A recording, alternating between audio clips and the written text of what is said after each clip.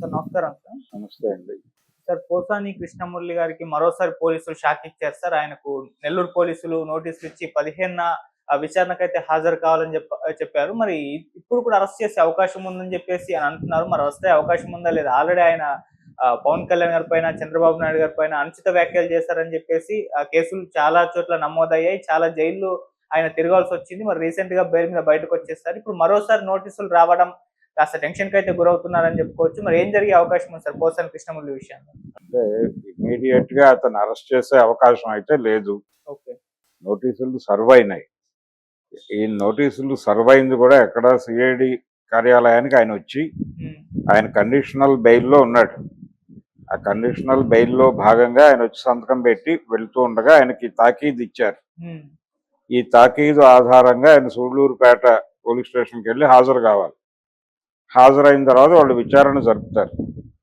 జరిపి ఆ విచారణ అనంతరం కోర్టుకు సమర్పిస్తే సమర్పించవచ్చు.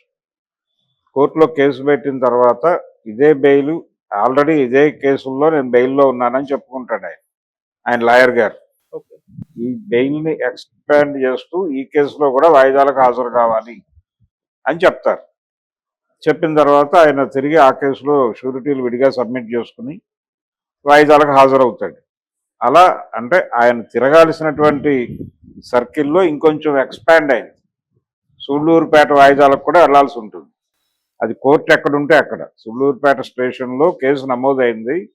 అది ఏ కోర్టు పరిధిలో నమోదైందో ఆ కోర్టుకు ఆయన వెళ్ళి వాయిదాలకి హాజరు కావాల్సిన ఒక బాధ్యత ఉంది ఆయనకి. సో ఆ కేసులో కూడా వాళ్ళు కండిషనల్ బెయిల్ ఇస్తాయి కోర్టు. సూళ్లూరుపేట 2 రోజులకు ఒకసారి వచ్చి సంతకం పెట్టాలంటే గుంటూరు నుంచి సూళ్లూరుపేట వెళ్ళి సంతకాలు పెట్టి రావాల్సి వస్తుంది. ఇలా అంటే ఆయన స్టిల్ ఇప్పటికీ వేధింపుల్లో ఉన్నాడు పోసాని. అందుకని ఎలా హ్యాండిల్ చేయాలి అనేది లీగల్ గొడవ. అది ఆయన చెప్పరాయని పడతాడు, కానీ ఇమ్మీడియట్గా అరెస్ట్ చేసే ప్రమాదం అయితే లేదు. అరెస్ట్ చేసి ఉండేవాళ్ళు అయితే నోటీస్ సర్వ్ చేసేవాళ్ళు కాదు. నోటీస్ సర్వ్ చేశారంటేనే విచారణకు పిలిచారు. విచారణ నుంచి మేబీ కోర్టుకు వెళ్ళొచ్చు, వెళ్ళకపోనివచ్చు. విచారణలో దాదాపు అంటే ఇప్పుడు ఆయన ఆల్రెడీ హైకోర్టులో సబ్మిట్ చేసుకుంది ఏంటి, ఒకే తరహా కేసు అన్ని ప్రాంతాల్లోనూ పెడుతున్నారు, అన్నిటి మీద కలిపి ఒకేసారి విచారణ జరపండి అని అడిగారు. అది కన్సిడరేషన్లోకి తీసుకుంటే ఇది కూడా దానిలో కలుపుతారు. ఇతని మీద ఉన్నటువంటి ప్రధానమైన కేసు ఆల్రెడీ ఉన్నవి కాబట్టి వాటితో దీన్ని కూడా లింక్ చేసి దర్యాప్తు చేస్తారు, విచారణ జరుపుతారు. విచారణలో ఒకవేళ ఆయన తప్పు చేశాడు అని కనుక తేలితే వీటన్నిటికీ కలిపి ఒకటే శిక్ష పడుతుంది. ఆ శిక్ష అనుభవించి రావాల్సి వస్తుంది. ట్రయల్ ఎప్పుడు జరుగుతుంది అనేది ఇప్పుడు చెప్పలేము మనం.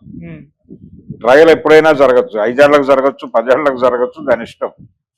కాబట్టి ఇమ్మీడియట్గా పోసానికి వచ్చిన ఇబ్బంది ఏం లేదు, కానీ తిరగాలి. తిరగటం అనేది అనివార్యంగా తిరగాల్సి ఉంటుంది. సూళ్లూరుపేట దాకా తన సర్కిల్ని వైడన్ చేసుకుని తిరుగుతూ ఉండటమే. కాబట్టి ఆ కష్టాల్లో ఉన్నాడు పోసాని. ఆ కష్టాలు ఇప్పట్లో తీరేలా కనిపించట్లేదు. దాదాపు అంటే అప్పుడు వినిపించిన మాట అయితే 18 ఏరియాల నుంచి కేసులు ఉన్నాయనేది. కాబట్టి 18 కోర్టులు తిరగాల్సి వస్తుందా, ఏమిటి భవిష్యత్తు, వీటన్నిటినీ కలిపి స్ట్రీమ్ లైన్ చేసి ఒకే చోట వాయిదా వేయండి అని పిటిషన్ వేసుకునే అవకాశం కూడా ఉంది. దాన్ని యాక్సెప్ట్ చేస్తే కోర్టు ఒక చోటే విచారణ జరుగుతుంది, ఒక దర్యాప్తు సంస్థ కిందే జరుగుతుంది, అక్కడే జవాబుదారీ ఉంటాడు ఆయన. అంటే జనరల్ గా ముద్దాయిలకు ఒక అవకాశం ఉంది కోర్టులో.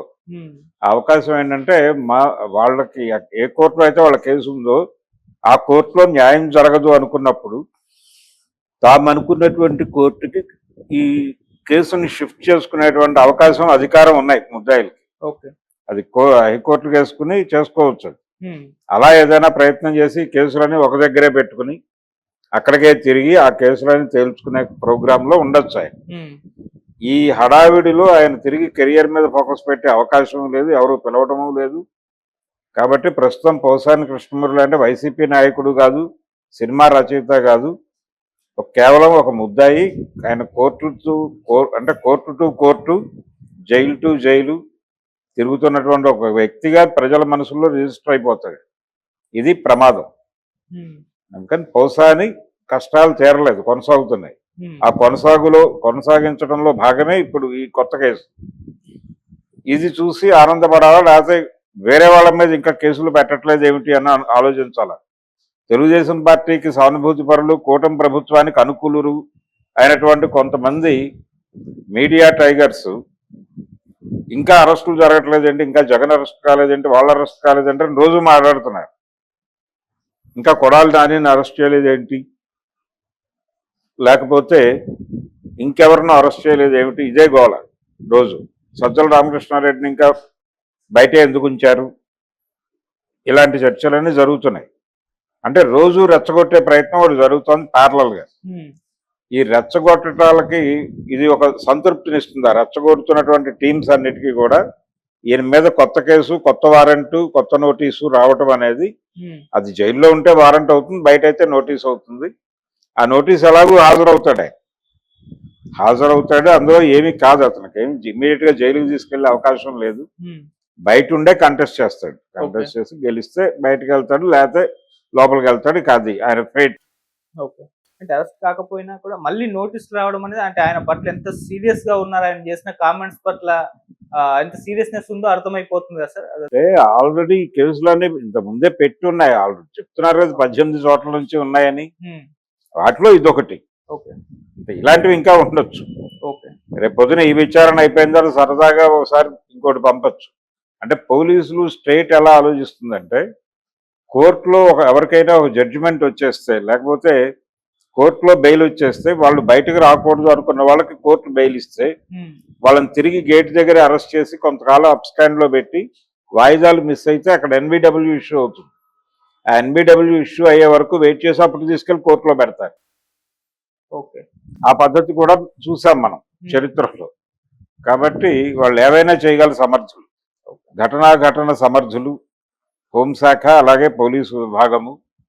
కాబట్టి పోసాని కృష్ణమురళి గారు అప్రమత్తంగా ఉండి జాగ్రత్తగా ఎక్కడా ఏమీ